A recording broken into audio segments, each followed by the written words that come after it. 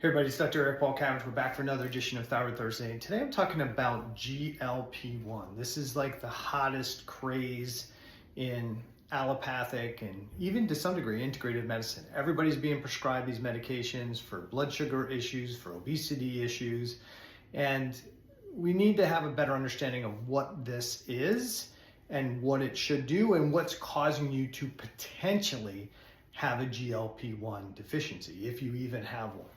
So what is GLP-1? GLP-1 is glucagon-like protein.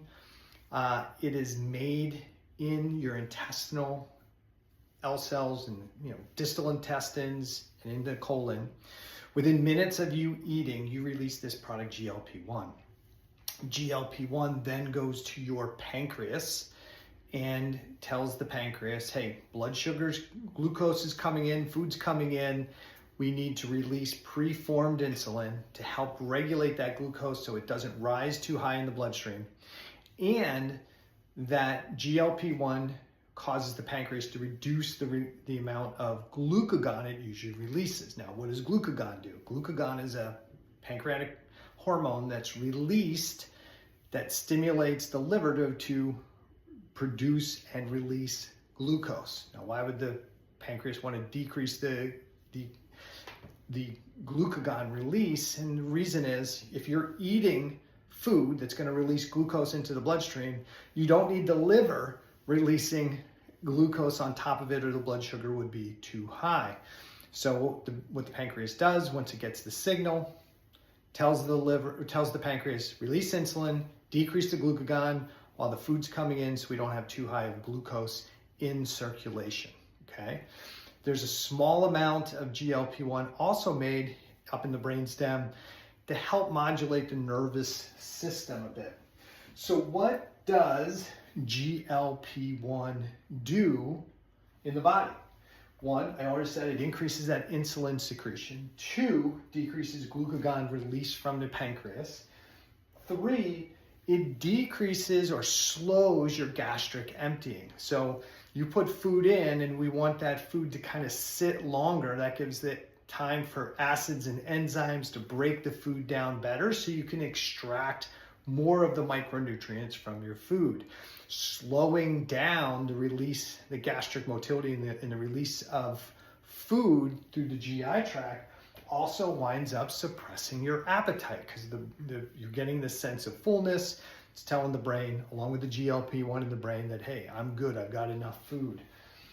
The fifth function is it's thought to be cardio and neuroprotective. Essentially has anti-inflammatory effects. This is why everybody's touting it for all kinds of stuff, because everybody's chronically inflamed.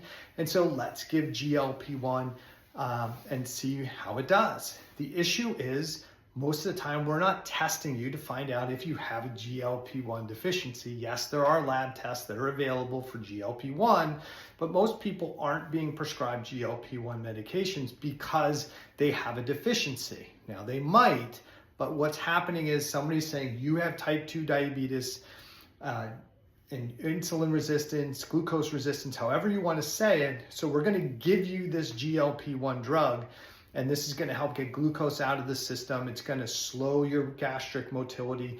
You're going to feel fuller longer. You're going to reduce your appetite, and there's going to be some general anti-inflammatory effect.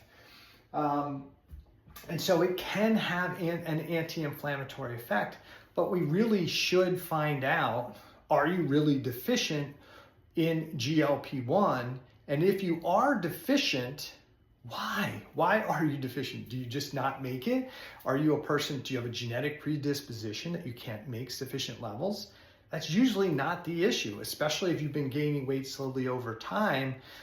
It's probably not a deficiency of GLP-1. So what does decrease your body's ability to make GLP-1 or reduce GLP-1 signaling? Well, poor diet. If you eat a lot of processed foods, you eat low fiber, you're more likely to have low levels of GLP-1. Why? Because the sugar, highly processed food diet tends to grow the wrong types of bacteria in your gut that are less likely to make short chain fatty acids, which have a big effect on GLP-1 production.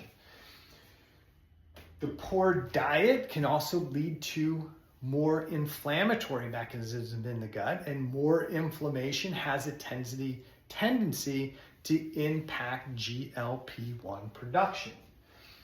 Dysbiosis. If you feed yourself an unhealthy diet, you're also feeding a poor diet to your gut bacteria.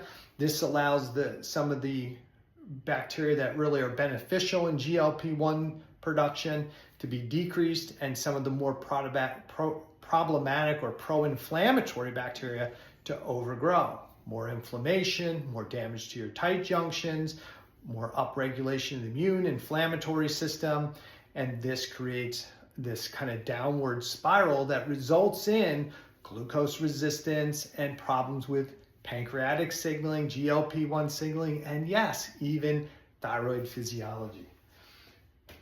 Poor diet, dysbiosis, I just kind of hinted this leads to chronic low-grade inflammation. And if you have chronic low-grade inflammation, this ultimately results in decreased GLP-1 production.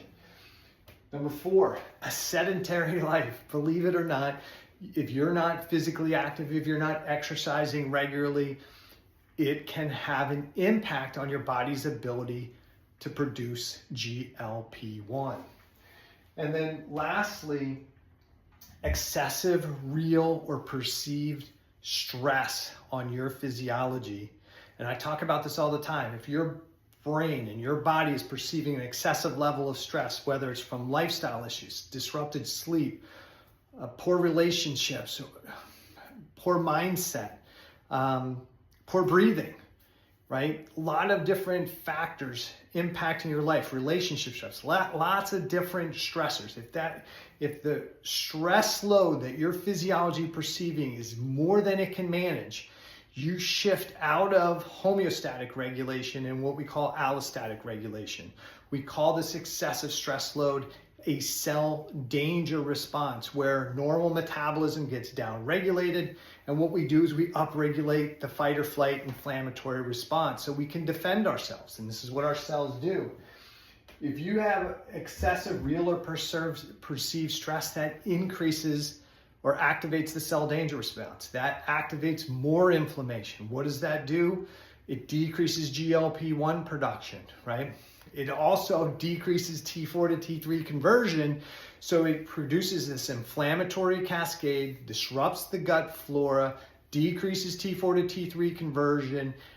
You wind up having permeability issues in the GI tract, that upregulation of the immune system that can then start to trigger thyroiditis and glandular hypothyroidism, insulin resistance, diabetes, and a whole host of conditions. So this is what happens. These are the things that cause GLP-1 to be reduced. So if you want to improve your GLP-1 levels, the answer is likely not as simple as just taking a GLP-1 agonist drug. Why? Because the GLP-1 agonist drug doesn't address the root issues. It doesn't address the inflammation. It doesn't address the dysbiosis. It can have the same effects as GLP-1, but you haven't fixed the underlying issue. All you're doing is taking another drug to manipulate the physiology.